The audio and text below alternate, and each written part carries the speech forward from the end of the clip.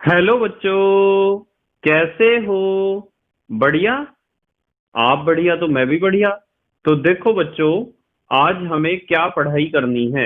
आज है बेटे हमारे पास क्लास 11th का यूनिट नंबर फर्स्ट का वीडियो नंबर 10। ठीक है बेटे। तो आज हमारे पास पहले यूनिट का 10वां वीडियो है।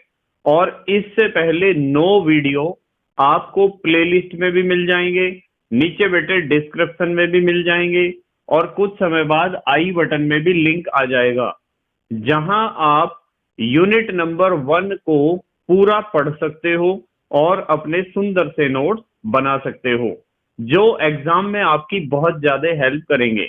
इसी के साथ साथ आपको नीचे डिस्क्रिप्शन में पीडीएफ नोट्स का लिंक भी मिल जाएगा। तो देखते हैं आज का हमारा टारगेट क्या है। आज हमें करना है बेटे मूल अवधारणा के आंकिक प्रश्न। तो आज हमें मूल अवधारणा पर आंकिक प्रश्न हल करने हैं। बहुत सिंपल सिंपल से क्वेश्चन जो निर्भर करते हैं मूल अवधारणा पर, अर्थात मूल कॉन्सेप्ट पर।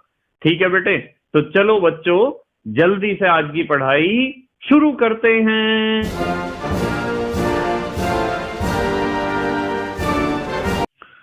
तो बेटे आज हमें पढ़ने हैं मूल अवधारणा के कुछ न्यूमेरिकल्स। और वैसे तो कल भी आपको मूल अवधारणा के न्यूमेरिकल्स कराए गए थे, पर आज थोड़ी सी प्रैक्टिस और करनी है, जिससे आपको मूल अवधारणा का कंसेप्ट क्लियर हो जाए। ठीक है बेटे। तो देखते हैं सबसे पहला क्वेश्चन क्या है। क्वेश्चन नंबर फर्स्ट, सबसे पहला क्वेश्चन। क्वेश्चन है CO2 के एक अणु का द्रव्यमान ज्ञात कीजिए। CO2 के एक अणु का CO2 के एक अणु का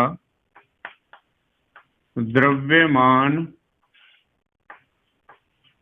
ज्ञात कीजिए। CO2 के एक अणु का द्रव्यमान ज्ञात कीजिए। क्वेश्चन को बिल्कुल ध्यान से समझेंगे। देखो यहां से करते हैं हम इसे हल, लिखता हूं मैं उत्तर। हमें बताना है CO2 के एक अणु का द्रव्यमान। अब मुझे एक बात बताओ बेटे, आप बता सकते हो कि CO2 के एक मोल अणुओं का द्रव्यमान कितना होगा? आप कहोगे कि सर ये तो बात हमने कल पढ़ी थी। एक मोल अणुओं का द्रव्यमान होगा उसके अणु भार के बराबर, जिसे आप कहते हो मोलर द्रव्यमान। ठीक है बेटे।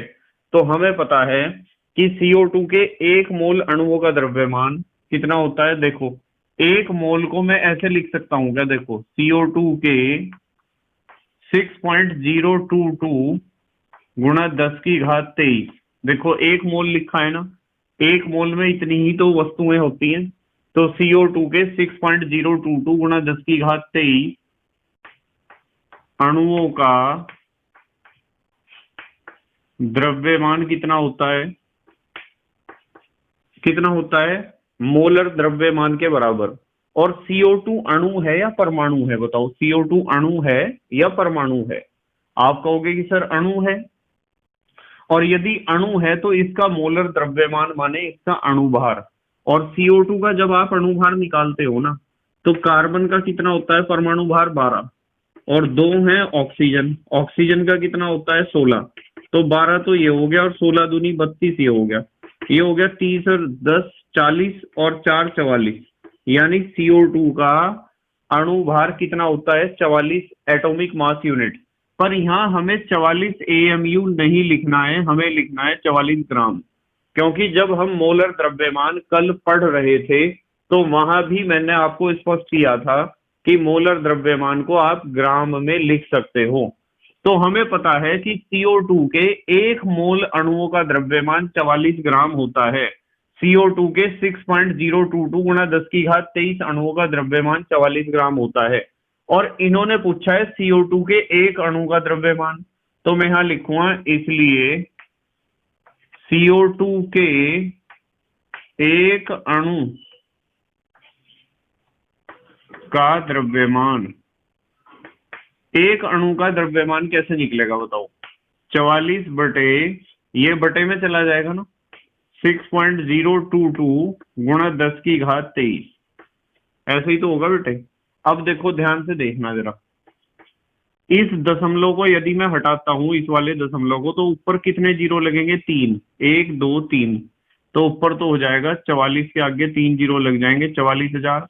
और नीचे हो जाएगा 6022, और 10 की घात नीचे प्लस की 23 है, तो ऊपर जाके हो जाएगी 10 की घात माइनस की 23। तो हमें क्या करना है, ये जो थोड़ा सा रफ काम करते हैं, ये तो 44,000 है और ये है नीचे 6022, इन्हें डिवाइड करना है। एक काम करो, 2 से काट दो, 2 दूनी 4, 2 दूनी 4, और 3 जीरो जो होंगे 2 हैं, और 2 तिया 6, जीरो का जीरो, 2 एकम 2, 2 एकम 2।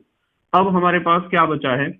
हमारे पास बचा है 3011, और इससे भाग करना है 22,000 को। तो जब आप 22,000 को भाग करोगे तो कितने बार चलेगा? मैं यहाँ 3 को देखूंगा और यहाँ देखूंगा 22 को, 3 सत्ते 21, 7 बार चलेगा। ठीक है, इसमें अंक कितने हैं? 1 2 3 4, यहाँ 1 2 3 4 5, 5 अंक तक ही चलाना है हमें। 7 एकम 7, 7 एकम 7, 7 जीरो जीरो, 7 तिया 21, ऐसे ही तो होती है बेटे भाग। 10 में से 7 गए 3, 9 में से 7 गए 2, 9 में से 7 गए, कितने बचे बेटे? 2। 9 में से 0 गए 9, यहाँ क्या है? 1 बचा है, 1 में से 1 गया 0, 2 में से 2 गया 0, लिखने की कोई जरूरत नहीं है। अब देखो इसमें कितने अंक हैं? 4 अंक हैं, और इसमें कितने अंक हैं? इसमें है 3 अंक। तो आप दशमलव लगा के 0 उतार सकते हो, दशमलव लगाओ और 0 उतार लो। अब देखो कितने बार चलता है। अब हमारे पास है 3011, 3011, और ये है 9230। तो ये चलेगा, 3 का पहाड़ा पढ़ो इसमें, 3 तिया 9 होता है ना, तो 3 बार चल जाएगा। 3 एकम 3, 3 एकम 3, 3 जीरो जीरो, 3 तिया 9। देखो 10 में से हासिल लोगे ना, 10 में से 3 गए 7, यहाँ कितने बचे? यहाँ बचे हमारे पास 2, 2 में से 3 आप घटा नहीं सकते हो, तो हासिल लिया 12, 12 में से 3 जाके कितने बचेंगे? 9। यहाँ कितना बचा है? 1, 1 में से 0 गया 1, ये 9 में से 9 गया 0। अब ये हमारे पास आया है 197। अब जब 197 आया है तो आप क्या करोगे? ये तो संख्या छोटी है इससे, और यदि संख्या इससे छोटी है तो आप एक काम करो, एक जीरो बढ़ाओ। जीरो बढ़ाओगे तब भी संख्या नहीं चल रही है। देखो 3011, 1970, अब भी छोटी है, तो जीरो बढ़ा के फिर एक जीरो बढ़ा दो, और अब देखो कितनी बार चलता है। 3 को देखना है और 19 को देखना है। 3 दूनी 6, 3 तिया 9, 3 चौक 12, 3 पंजे 15, 3 छंग 18, 3 सत्ते 21, 7 बार तो 21 हो जाता है, 6 बार चलेगा। 6 एकम 6, 6 एकम 6, 6 जीरो जीरो, और 6 तिया 18। देखो जरा ध्यान से, 10 में से 6 गए 4, 9 में से 6 गए, 9 में से 6 जाके 3 बचेंगे, यहाँ कितने हैं? 7। अब बचे हैं यहाँ 6, क्योंकि हासिल ले लिया था। 6 में से 0 गए 6, यहाँ कितने हैं बेटे? 9 में से 8 गए 1, ये है 1634। कितना है? 1634। अब एक बात, एक जीरो और बढ़ा के आप भाग कर सकते हो, 3 पंजे 15, 5 बार कट जाएगा। तो दशमलव के 3 या 4 अंक तक हमने ले लिया, 7.3065। तो ये हो जाएगा, यहाँ लिख दूं बेटे, ये हो जाएगा 7.3065। इतने क्या है? एक अणु का द्रव्यमान गुणा 10 की घात माइनस के 23 ग्राम, ये आया बेटे उत्तर। एक अणु का द्रव्यमान इतना आया। तो ये जो हम गुणा या भाग करते हैं ना, इस गुणा या भाग करने की प्रैक्टिस आपको होनी चाहिए। वैसे तो आपने क्लास 10th तक की ही है, जोड़ घटा गुणा भाग। यदि हम जोड़ घटा गुणा भाग को भी करते हैं ना वीडियो में, तो वीडियो बहुत लंबी हो जाती है। इसलिए थोड़ा सा आपको इस चीज की प्रैक्टिस होनी चाहिए, कैलकुलेशन करने की, जोड़ घटा गुणा भाग करने की थोड़ी प्रैक्टिस होनी चाहिए सभी बच्चों को। और अपने आप यदि आप जोड़ घटा गुणा भाग की प्रैक्टिस करोगे तो आपको इसी का लाभ मिलेगा। और यदि आप रहोगे दूसरों के भरोसे, जैसे क्लास में जब टीचर कहते हैं ना कि गुणा करके देखो कितना आएगा, तो बच्चे क्या करते हैं? दूसरों को देखते हैं इधर उधर, कि ये तो मेरा दोस्त तो कर ही रहा है गुणा, ये भी कर रहा है गुणा, तो मुझे क्या जरूरत है गुणा करने की या भाग करने की। तो उस समय यदि आप प्रैक्टिस नहीं करते हो तो आप पिछड़ जाते हो फिर। इसलिए जोड़ घटा गुणा भाग करा करो अपने आप। ठीक है बेटे। तो ये उत्तर आया है हमारा 7.3065 गुणा 10⁻⁻23 ग्राम। इन्होंने पूछा था CO2 के एक अणु का द्रव्यमान, हमने बता दिया इतना है। हमने कैसे बताया है, आपको पता है CO2 के इतने अणुओं का द्रव्यमान 44 ग्राम होता है। तो CO2 के एक अणु का द्रव्यमान 44 बटे अवोगाद्रो संख्या हो जाएगा। ये बटे में चला जाता है ना जब एक में निकालते हैं हम। चलो दूसरा क्वेश्चन देखो आप, यहां लिखता हूं दूसरा क्वेश्चन। दूसरा क्वेश्चन है, ऑक्सीजन के एक परमाणु का द्रव्यमान ज्ञात कीजिए। ऑक्सीजन के एक परमाणु का, ऑक्सीजन के एक परमाणु का द्रव्यमान ज्ञात कीजिए। ऑक्सीजन के एक परमाणु का द्रव्यमान ज्ञात कीजिए। इन्होंने पूछा है एक परमाणु का द्रव्यमान। अब मुझे यहां से लिखते हैं, चलो उत्तर। एक बात बताओ आप, वो तो था अणु, यहां तो था अणु, और यहां है हमारे पास परमाणु। अंतर देख रहे हो आप। ऑक्सीजन के एक परमाणु का द्रव्यमान, पहले मुझे ये बताओ, चूंकि ऑक्सीजन के 6.022 गुणा 10⁻23 परमाणुओं का द्रव्यमान आप बता दोगे कितना होता है? परमाणुओं का द्रव्यमान बराबर होगा, बताओ। ऑक्सीजन के एक मोल परमाणुओं का द्रव्यमान इसके परमाणु भार के बराबर होगा। इसे भी हम कहते हैं मोलर द्रव्यमान। और ऑक्सीजन का परमाणु भार कितना होता है? 16। कितना होता है? 16। तो मैं लिखूंगा 16 ग्राम। तो हमें एक बात पता चली है कि ऑक्सीजन के 6.022 गुणा 10⁻23 परमाणुओं का द्रव्यमान 16 ग्राम है। इसलिए ऑक्सीजन के कितने परमाणुओं का पूछा है? एक परमाणु का। ऑक्सीजन के एक परमाणु का द्रव्यमान बता दोगे क्या? बताओ बेटे। 16 के बटे में क्या आ जाएगा? 6.022 गुणा 10⁻23। अब बताओ इसे हल कर लोगे क्या आप? 10 की घात प्लस की 23 तो ऊपर जाके क्या हो जाएगी? माइनस की 23 हो जाएगी। और ये दशमलव हट के ऊपर लगेंगे 3 जीरो, और 16,000 को 6,022 से हमें करना है भाग। जब आप 16,000 को 6,022 से भाग करोगे तो ये आ जाएगा 2.6569। यहां लिख देता हूं 2.6569, और 10 की घात प्लस की 23 ऊपर जाके हो जाएगी माइनस की 23, और ग्राम में उत्तर आएगा हमारा। किसमें आएगा उत्तर? ग्राम। तो इस तरीके से आप भाग तो कर ही लोगे, जैसे मैंने अभी आपको एक भाग करके दिखाई है, इस तरीके से आपको भाग करनी है। उसमें टाइम बहुत ज्यादा लग जाता है ना बेटे, तो इसलिए आपको प्रैक्टिस करनी चाहिए। अब आते हैं हम तीसरे क्वेश्चन पे, क्वेश्चन नंबर 3। 1,00,000 रुपए प्रति सेकंड की दर से, बहुत ध्यान से समझना है इस क्वेश्चन को, 1,00,000 रुपए प्रति सेकंड, 1,00,000 रुपए प्रति सेकंड की दर से, यानी एक सेकंड में 1,00,000 रुपए खर्च करने हैं। आवोगाद्रो संख्या के बराबर खर्च करने में कितना समय लगेगा? आवोगाद्रो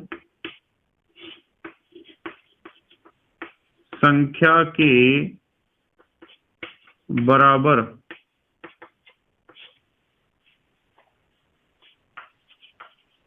खर्च करने में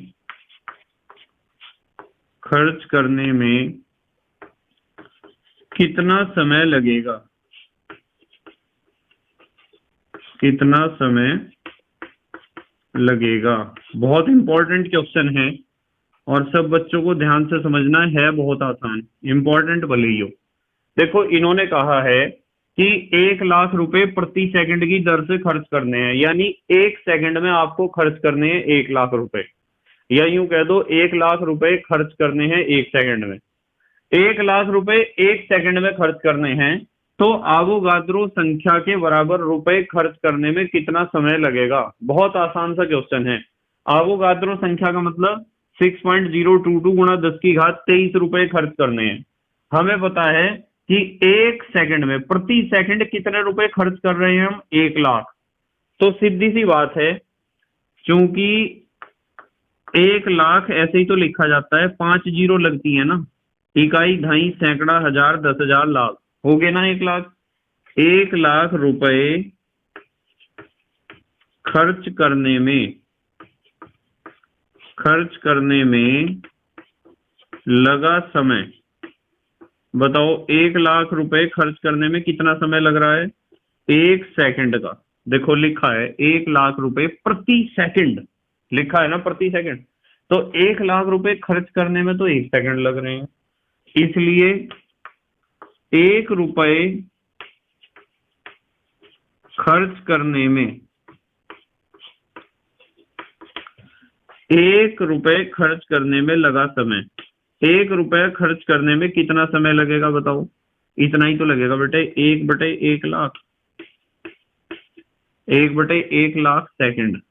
ये तो बात आपने पढ़ रखी है कि ये बटे में चला जाता है, जैसे ऊपर के 2 क्वेश्चन में गई है, पहली लाइन की संख्या बटे में। इन्होंने कहा है आवोगाद्रो संख्या के बराबर रुपए हैं, तो आवोगाद्रो संख्या के बराबर रुपए हैं, इसलिए मैं लिखूंगा 6.022 गुणा 10 की घात 23, यही तो होती है आवोगाद्रो संख्या। के बराबर तो लिखने की जरूरत ही नहीं है,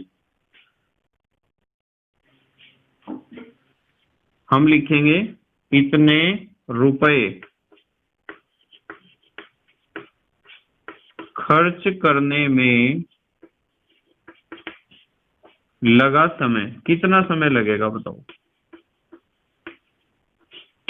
इतना ही तो लगेगा बेटे, 1/1 लाख और गुणा आवोगाद्रो संख्या हो जाएगी, ये गुणा में चला जाता है ना, 6.022 गुणा 10 की घात 23।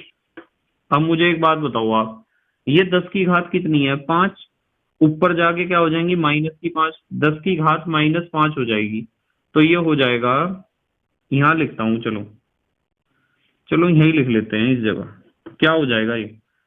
6.022 गुणा 10 की घात 23, और ये कितनी है? 10 की घात 5 है ना, देखो 1 2 3 4 5, तो 10 की घात -5 हो जाएंगे ऊपर जाकर, और ये हो जाएगा 6.022 गुणा 10 की घात 23 में से 5 गए 18।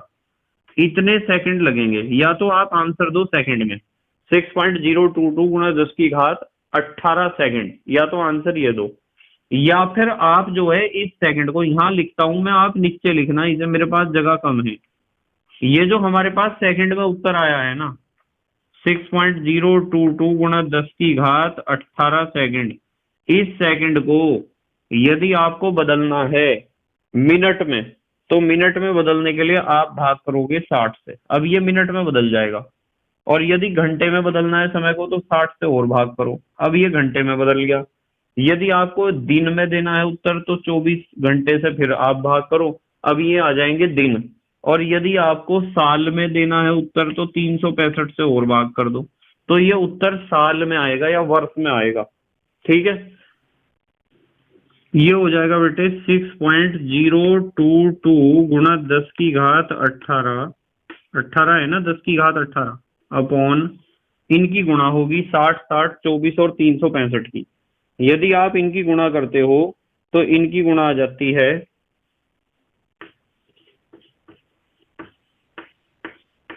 इतनी गुणा आएगी 31 53 6000। अब आप एक काम करो, इस दशमलव को यहां से उठा के यहां ले आओ, एक अंक के बाद, 1 2 3 4 5 6 7, 7 अंक इधर सरका दिया, ये हो गया 6.022 गुणा 10 की घात 18, तो ये है अपॉन, ये हो जाएगा, यहां तक राउंडिंग करूंगा मैं इसकी 3 तक, और आपको पता है यदि मैं इसे 3 तक लिखूंगा तो ये जो है 5 से बड़ी संख्या है जिसे हम छोड़ रहे हैं, तो यहाँ 1 इकाई बढ़ जाएगी, ये हो जाएगा 3.154 गुणा 10 की घात कितने अंक सर का आया है? 7 अंक, 7। तो ये हो जाएगा, जब आप भाग करोगे ना इसे 6.022 को 3.154 से, तो 31 दूनी तो हो जाते हैं 62, 2 बार तो चलने का नहीं है। 1.9 आएगा, 1.9 गुणा 10 की घात 18 में से 7 घात घटेगी 11। इतने वर्ष, इतने साल लगेंगे।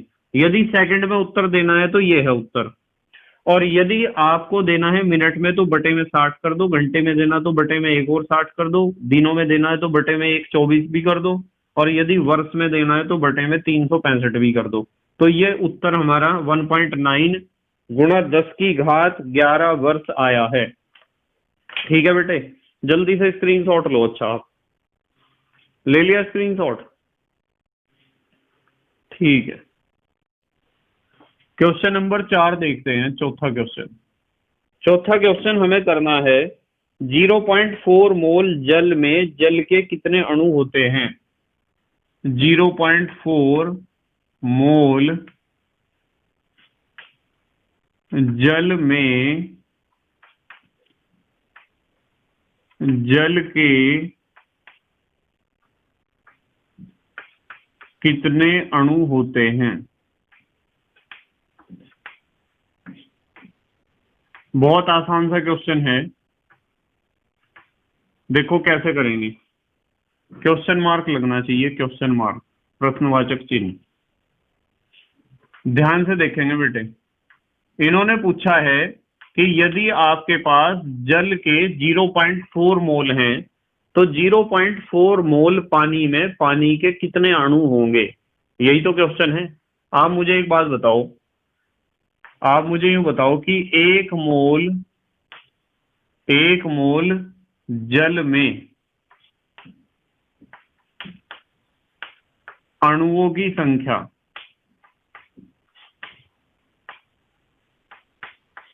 एक मोल जल में अणुओं की संख्या बता सकते हो? एक मोल जल में अणुओं की संख्या होती है आवोगाद्रो संख्या के बराबर, अर्थात 6.022 गुणा 10 की घात 23 के बराबर। जब एक मोल पानी में पानी के 6.022 गुणा 10 की घात 23 अणु होते हैं तो 0.4 में तो निकाल दोगे, इसलिए 0.4 मोल जल में अणुओं की संख्या कितनी होगी बेटे? अणुओं की संख्या हो जाएगी, कितनी हो जाएगी? 0.4 से मल्टीप्लाई करना पड़ेगा 6.022 गुणा 10 की घात 23 को। कर देंगे मल्टीप्लाई हम, देखो कैसे करते हैं। 4 दूनी 8, 4 दूनी 8, 4 0 0, 4 6 24, और दशमलव देखो कहाँ लगेगा, 1 2 3 और 1 4, 1 2 3 और 1 4, यहां लगेगा दशमलव, यहाँ 2.4088, ये 2.4088, थोड़ा सही करके लिख दूं 2.4088,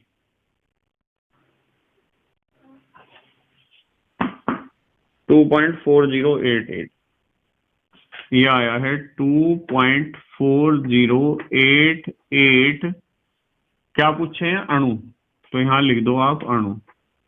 10 की घात भी तो लिखनी है बेटे, 10 की घात 23 अणु, यह आया है हमारा उत्तर।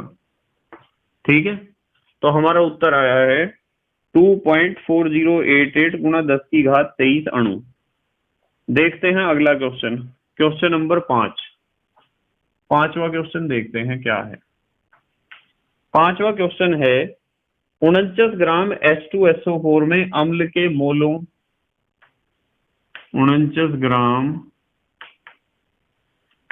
H2SO4 में अम्ल के मोलों, एक तो बतानी है अम्ल के मोलों की संख्या, और अणुओं व न्यूट्रॉनों की संख्या ज्ञात कीजिए। अणुओं व न्यूट्रॉनों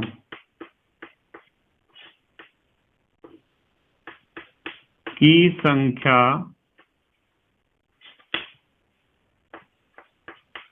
बताइए। लिख दूं बेटे? बताइए। हमें बतानी है 49 ग्राम सल्फ्यूरिक अम्ल में मोलों की संख्या, अणुओं की संख्या और न्यूट्रॉनों की संख्या। अम्ल के मोलों की संख्या हमें बतानी है कि अम्ल के कितने मोल हैं, यानी अणुओं की संख्या बतानी है। देखो जरा ध्यान से, मुझे यूं बताओ, इन्होंने H2SO4 का भार कितना दे रखा है? H2SO4 का भार कितना दे रखा है बताओ? 49 ग्राम, ये लिख दिया हमने, 49 ग्राम इन्होंने दे रखा है भार। और बेटे H2SO4 का अणु भार निकाल दोगे आप? कोमा करके लिखता हूं, H2SO4 का अणु भार निकाल दोगे? ये तो सिखा रखा है आपको अणु भार निकलवाना। दो तो हैं हाइड्रोजन 1 वाले, एक है सल्फर 32 वाला और 4 हैं ऑक्सीजन 16 वाले। इन्हें जब आप जोड़ोगे ना तो 98 आ जाएगा। ये तो आपके याद भी रहना चाहिए कि H2SO4 का अणुभार कितना होता है, 98। अब आते हैं अपने पहले टारगेट पर। पहला टारगेट क्या है? अम्ल के मोलों की संख्या। क्या है? अम्ल के मोलों की संख्या। तो यदि आपको मोलों की संख्या निकालनी होती है ना, मोलों की संख्या, तो मैंने आपको बता रखा है फार्मूला, कल बताया था, भार बटे अणुभार। ऐसे ही तो निकलते हैं मोल।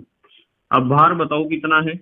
भार तो 49 ग्राम है और अणुभार कितना है बेटे? 98, 98 है। तो 49 ही कम 49, 49 दूनी 98, यानी कि 0.5 मोल। ये तो क्वेश्चन हमने कल भी करा था सॉल्व। तो 0.5 मोल तो आई किसकी संख्या? ये आई हमारे पास अम्ल के मोलों की संख्या। अब अगली बात करते हैं। फिर इन्होंने पूछा है अणुओं की संख्या। क्या पूछा है? अणुओं की संख्या। यहां से करते हैं सेकंड पार्ट। आपको पता है चूंकि एक मोल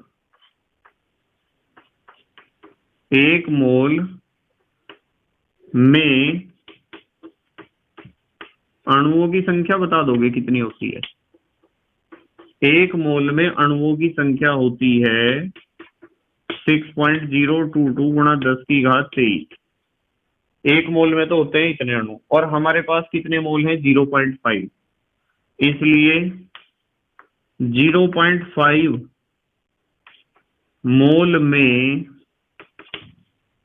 अणुओं की संख्या कितनी हो जाएगी बताओ? अणुओं की संख्या बता दोगे? आपको 0.5 की मल्टीप्लाई करनी है 6.022 गुणा 10 की घात 23 के साथ। कर दोगे मल्टीप्लाई? देखो, 5 दूनी 10 का 0 हासिल को 1, 5 दूनी 10 और 1 11 का 1 हासिल को 1, 5 0 0, ये एक उतार दिया हमने यहाँ, और 5 6 30। देखो एक बार दोबारा चेक करते हैं। 5 दूनी 10 का 0 हासिल को 1, 5 दूनी 10 और 1 11 का 1 हासिल को 1, 5 0 0, ये हासिल वाला 1 यहाँ लिख दिया, और 5 6 30 गुणा 10 की घात क्या है? 23। दशमलव देखो कहाँ लगेगा? 1 2 3 और 1 4, 1 2 3 और 1 4 यहाँ लगेगा। तो ये आए हमारे पास किसकी संख्या? 3.0100 गुणा 10 की घात 23, ये आई अणुओं की संख्या। यहां लिख दूं मैं अणु। किसकी संख्या आई बेटे? अणु की। एक आंसर ये है। और क्या पूछा था इन्होंने? और इन्होंने पूछा था न्यूट्रॉनों की संख्या। किसकी संख्या? न्यूट्रॉनों की। देखते हैं नंबर 3। अच्छा पहले एक बात बताओ, H2SO4 के एक अणु में न्यूट्रॉन बता दोगे कितने होते हैं? एक अणु में कुल न्यूट्रॉन, एक अणु में न्यूट्रॉन देखते हैं, चलो कितने होते हैं। भाई हाइड्रोजन के पास तो न्यूट्रॉन होते ही नहीं है, तो 2 तो हाइड्रोजन है, 2 हाइड्रोजन है, 2 हाइड्रोजन है। हाइड्रोजन के पास न्यूट्रॉन नहीं होते हैं, सबको पता है। हाइड्रोजन के पास केवल और केवल नाभिक में प्रोटॉन होता है, एक प्रोटॉन, और एक कक्षा है बेचारे के पास, उसमें एक इलेक्ट्रॉन है। सल्फर, सल्फर के पास होते हैं, कितने होते हैं सल्फर के पास बेटे? परमाणु भार इसका 32 है ना, 16 + 16, 16 होंगे इसके पास न्यूट्रॉन। सल्फर के पास होते हैं 16 न्यूट्रॉन। ठीक है।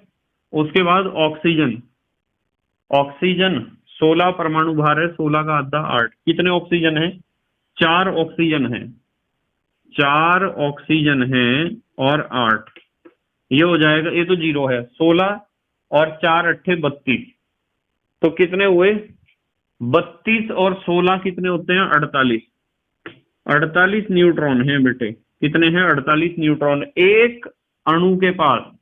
पर हमारे पास कोई एक अणु थोड़ा ही है, हमारे पास तो अणु कितने हैं? ये हैं हमारे पास अणुओं की संख्या, यही तो अणुओं की संख्या है हमारे पास। तो हम लिखेंगे चूंकि, चूंकि क्या, इसलिए लिख दो बस। हमें पता चल गया है कि एक अणु में न्यूट्रॉन इतने हैं, इसलिए इतने अणुओं में कितने न्यूट्रॉन होंगे?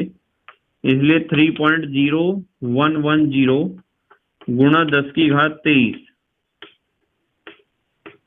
अणुओं में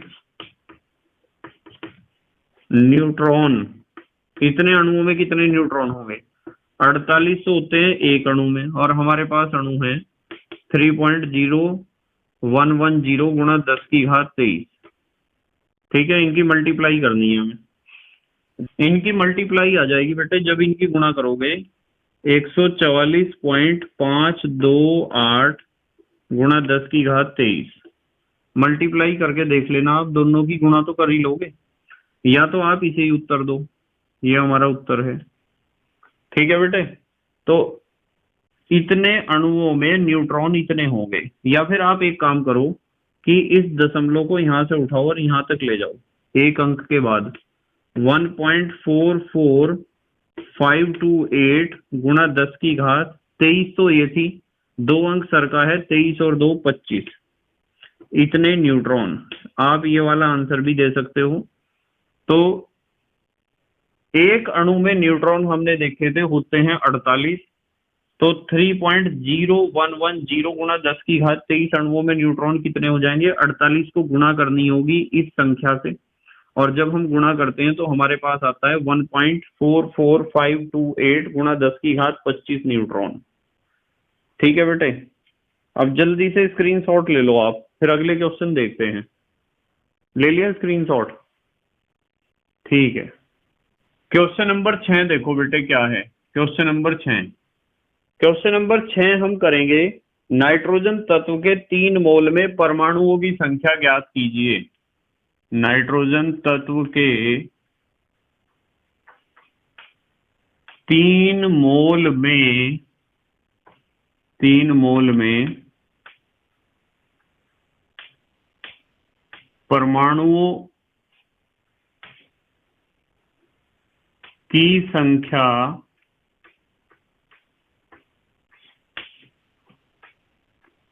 ज्ञात कीजिए। बहुत आसान सा क्वेश्चन है। नाइट्रोजन तत्व के 3 मोल में परमाणुओं की संख्या ज्ञात कीजिए। यहां से लिखेंगे इसका उत्तर, ध्यान से देखेंगे सब बच्चे। मुझे यूं बताओ कि नाइट्रोजन तत्व के 1 मोल में परमाणु बता दोगे कितने होते हैं? आवोगाद्रो संख्या के बराबर होते हैं ना। 1 मोल में परमाणु होते हैं 6.022 गुणा 10 की घात 23, इतने परमाणु होते हैं 1 मोल में, और इन्होंने पूछे हैं 3 मोल में। तो यहाँ चूंकि का निशान लगाओ और यहाँ लगाओ इसलिए का। इसलिए नाइट्रोजन तत्व के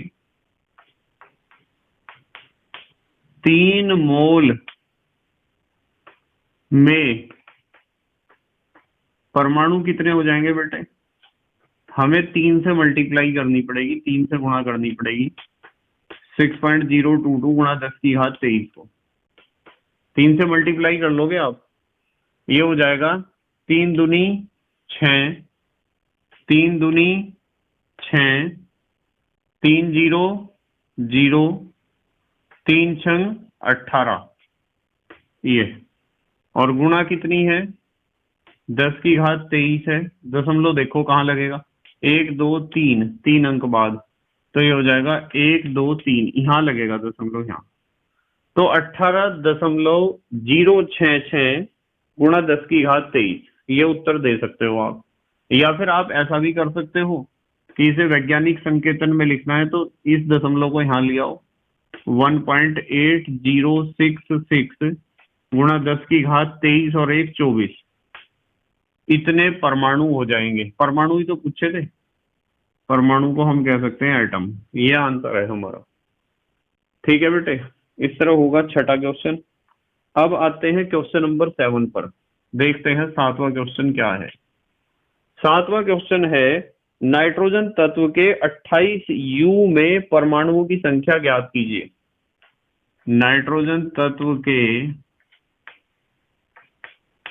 28 यू, यू AMU है, एटॉमिक मास यूनिट, भार का एक मात्रक इसे मान सकते हो आप। यू में परमाणुओं की संख्या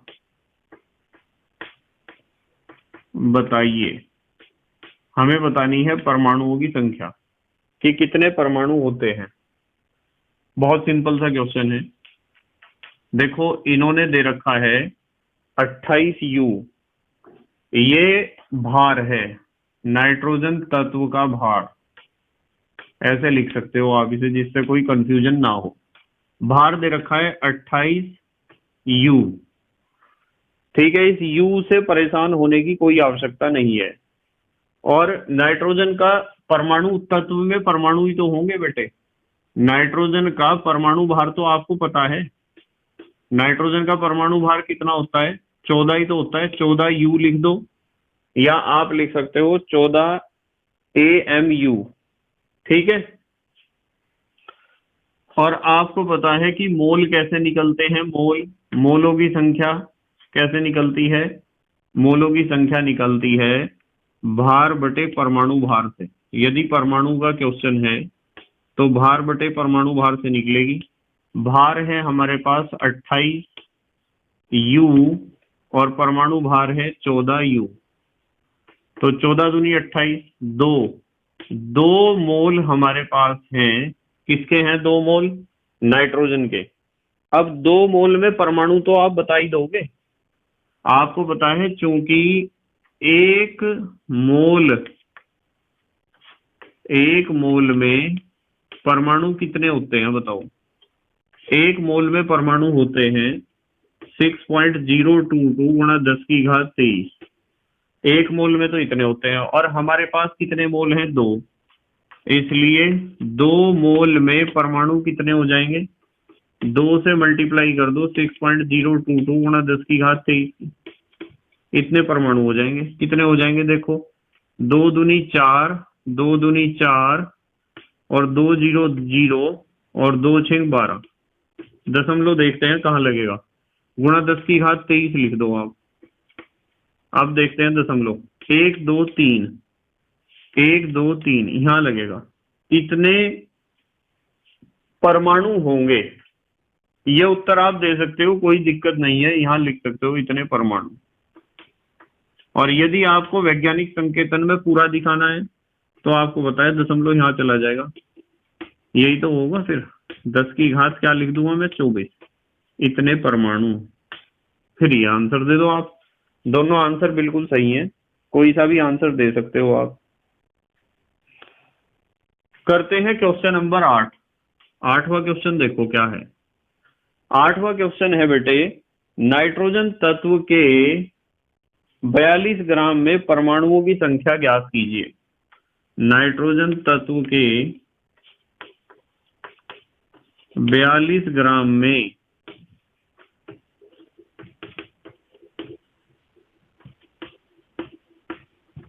परमाणुओं की संख्या बताओ, या बताइए, या ज्ञात कीजिए, कैसे भी लिख सकते हो आप। बहुत आसान सा क्वेश्चन है। 42 ग्राम में कितने परमाणु होंगे मुझे बताओ। भार दे रखा है ना, भार कितना है? 42 ग्राम, कोमा नाइट्रोजन का परमाणु भार आपको पता है। नाइट्रोजन का परमाणु भार कितना होता है? 14। तो मोल निकाल लोगे आप। मोल कैसे निकलते हैं बताओ? मोल निकलते हैं भार बटे परमाणु भार से। यदि अणु का क्वेश्चन होता है तो भार बटे अणु भार से। भार दे रखा है इन्होंने 42 ग्राम और 14 होता है इसका परमाणु भार। 14 दूनी 28, 14 तिया 42, 3 मोल। अब बताओ 3 मोल में परमाणु नहीं बता सकते क्या आप? बता सकते हो, ऐसा कर लो चाहे, क्योंकि 1 मोल में देखो यहाँ कंफ्यूजन नहीं होना चाहिए। ये मोल लिख रखा है सॉल्ट में, ये मोल लिख रखा है पूरा, इसमें कोई कंफ्यूजन नहीं होना चाहिए। कहीं मैं MOLE लिख रहा हूं, कहीं मैं MOL लिख रहा हूं, और कहीं हिंदी में लिख रहा हूं मोल। तीनों बातों का एक ही मतलब है। सॉल्ट में MOL, पूरा MOLE। 1 मोल में परमाणु कितने होते हैं बताओ? 6.022 गुणा 10 की घात 23। 1 मोल में इतने होते हैं परमाणु। हमारे पास कितने मोल हैं? 3 मोल। इसलिए 3 मोल में परमाणु कितने हो जाएंगे? इतने ही तो हो जाएंगे बेटे, देखो इतने ही तो होंगे। गुणा करो आप 3 की। 3 दूनी 6, 3 दूनी 6, 3 0 0, 3 6 18 गुणा 10 की घात 23। 1 2 3 के बाद दशमलव है, 1 2 3 के बाद दशमलव है, या फिर आप लिख सकते हो इसे यहाँ, ये हो जाएगा 1.8066 गुणा 10 की घात 24 परमाणु। ये भी उत्तर दे सकते हो आप। ठीक है बेटे, इस तरह करना है हमें क्वेश्चन नंबर 8। जल्दी से स्क्रीनशॉट लो, फिर अगले क्वेश्चन देखते हैं। ले लिया बेटे स्क्रीनशॉट? ठीक है, क्वेश्चन नंबर 9 देखो बेटे, 9 नोवा क्वेश्चन देखते हैं क्या है। एक इलेक्ट्रॉन पर 1.60219, एक इलेक्ट्रॉन पर कितना दे रखा है इन्होंने? 1.60219 गुणा 10 की घात -19 कूलाम।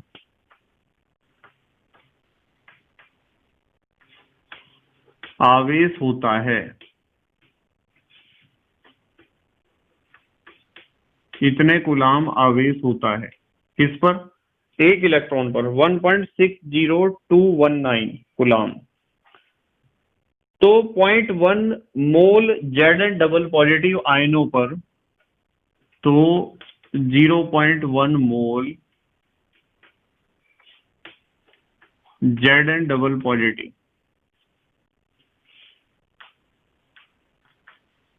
आयनों पर, क्या पूछा है? आयनों पर कितना विद्युत आवेश होगा? कितना विद्युत आवेश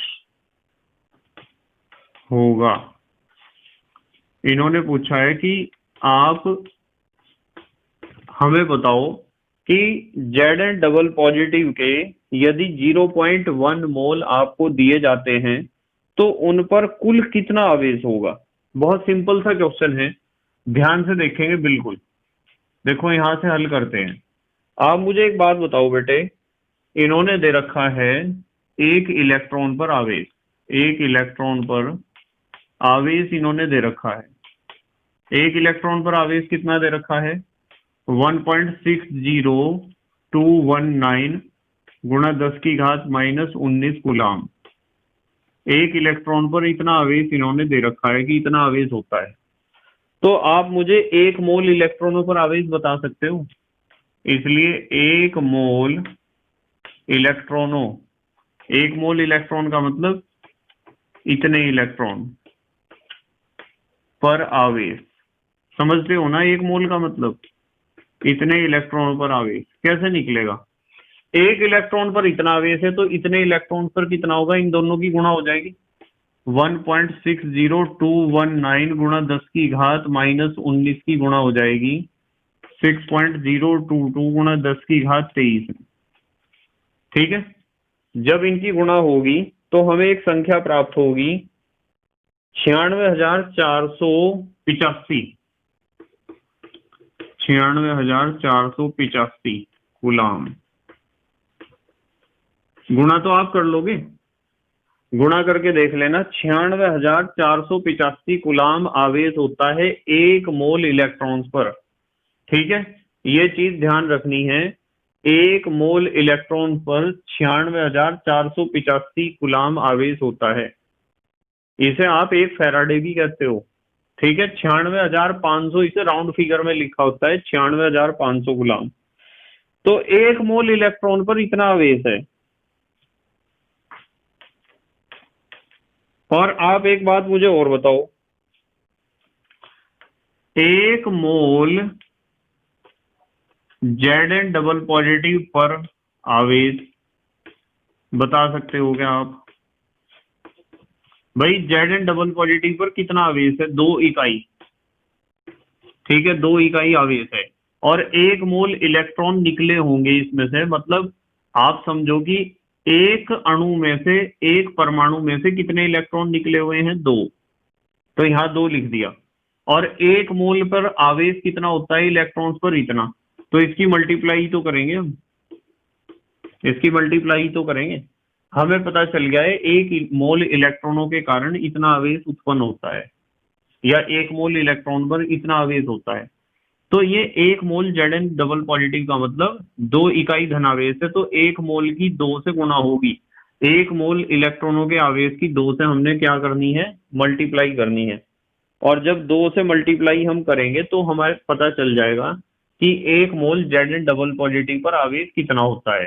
पर इन्होंने हमारे से क्या 1 मोल Zn डबल पॉजिटिव पर आवेश पूछा है? इन्होंने तो पूछा है 0.1 मोल Zn डबल पॉजिटिव पर। इसलिए 0.1, 0.1 लिख दो। 0.1 मोल Zn डबल पॉजिटिव पर आवेश कितना हो जाएगा बेटे? 0.1 की मल्टीप्लाई कर दो। 0.1 गुणा 2 गुणा 96,485 इतने गुलाम होगा। इनकी मल्टीप्लाई तो कर लोगे आप, इन दोनों की कर लोगे मल्टीप्लाई। 0.1 तो ये है, 2 पंजे 10 का 0 हासिल को 1, 2 अट्ठे 16 और 1 17 का 7 हासिल को 1, 2 चौक 8 और 1 9, और 2 छिंग 12 का 2 हासिल को 1, 2 निम 18 और 1 19। इतना तो आएगा, ये आएगा 19 29 70। ठीक है, और इसकी मल्टीप्लाई किस में करनी है? 0.1 में। यहां लिख दू गुलाम। जब 0.1 में मल्टीप्लाई करोगे तो दशमलव यहां से उठ के यहां आ जाएगा, एक अंक इधर, तो ये आ जाएगा 19,297 गुलाम। इतना आवेश होगा किसके ऊपर? 0.1 मोल Zn डबल पॉजिटिव के ऊपर आवेश होगा 19,297 गुलाम। चलो 10वां क्वेश्चन करते हैं। अब क्वेश्चन नंबर 9 था ना, 10वां देखते हैं क्या है क्वेश्चन। 10वां क्वेश्चन है 1 मोल CaCl2 में कितने Cl नेगेटिव आयन उपस्थित होते हैं? 1 मोल CaCl2 में कितने Cl नेगेटिव आयन होते हैं? कितने Cl नेगेटिव आयन होते हैं? बिल्कुल आसानी से कर देंगे। मुझे एक बात बताओ आप, जब CaCl2 टूटता है तो क्या बनता है? Ca double positive plus 2 Cl negative, यही तो बनता है। एक अणु में 2 हैं, एक अणु में कितने Cl नेगेटिव आयन है? 2। इसलिए 1 मोल में Cl नेगेटिव आयनों की संख्या या आयन्स की संख्या बता दोगे आप? जब एक अणु में 2 हैं तो 1 मोल में 2 मोल होंगे। बताओ, ये बात समझ में आती है क्या आपके? भाई एक अणु में 2 Cl नेगेटिव आयन है तो 1 मोल में 2 मोल होंगे, और 1 मोल का मतलब यही तो होता है अवोगाद्रो संख्या। 2 से मल्टीप्लाई कर दो आप, 2 दूनी 4, 2 दूनी 4, 2 0 0, 2 छिंग 12 गुणा 10 की घात 23 Cl नेगेटिव आयन। या फिर आप इसे दशमलव को यहां ले जाओ, ये हो जाएगा 1.2044 गुणा 10 की घात कितनी हो जाएगी? 24 Cl नेगेटिव आयन। ये है हमारा आंसर। दोनों में से कोई सा भी आंसर दे सकते हो आप। ठीक है बेटे, कोई सा भी आंसर दे सकते हो दोनों में से। कितना आया है? 1.2044 गुणा 10 की घात 24 Cl नेगेटिव आयन। जल्दी से स्क्रीनशॉट ले लो, फिर अगला क्वेश्चन देखते हैं बेटे। ले लिया स्क्रीनशॉट? ठीक है। Question number 11, 11वां question. N2 के 2.8 ग्राम में, N2 के 2.8 ग्राम में मोलों की संख्या, मोलों की संख्या ज्ञात कीजिए।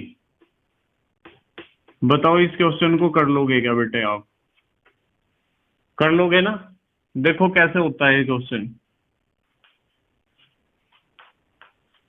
N2 का भार दे रखा है इन्होंने, N2 का भार कितना दे रखा है इन्होंने? 2.8 ग्राम। और बेटे N2 का अणुभार तो आपको पता ही है, अणुभार यानी मॉलिक्यूलर वेट या मॉलिक्यूलर मास कितना होता है N2 का? 2 है नाइट्रोजन 14 वाले, यानी कि 14 दूनी 28। हमें बतानी है मोलों की संख्या, और मोलों की संख्या निकालने के लिए आपको फार्मूला मैंने सिखा रखा है। कैसे निकलती है मोलों की संख्या? या तो भार बटे परमाणु भार कह दो यदि परमाणु का क्वेश्चन है, और या फिर कहो भार बटे अणुभार यदि अणु का क्वेश्चन है। N2 तो अणु है ना। भार कितना दे रखा है इन्होंने? 2.8 ग्राम, और अणुभार कितना होता है? 28। तो इस डेसिमल को हटाओगे ना आप, तो ये ऊपर भी 28 और नीचे भी 28, और नीचे जो है 0 क्या 10 कर दो, यहाँ कर दो इसे, तो ये हो जाएगा 28 एकम 28, 1/10 मोल या 0.1 मोल। ये है हमारा आंसर।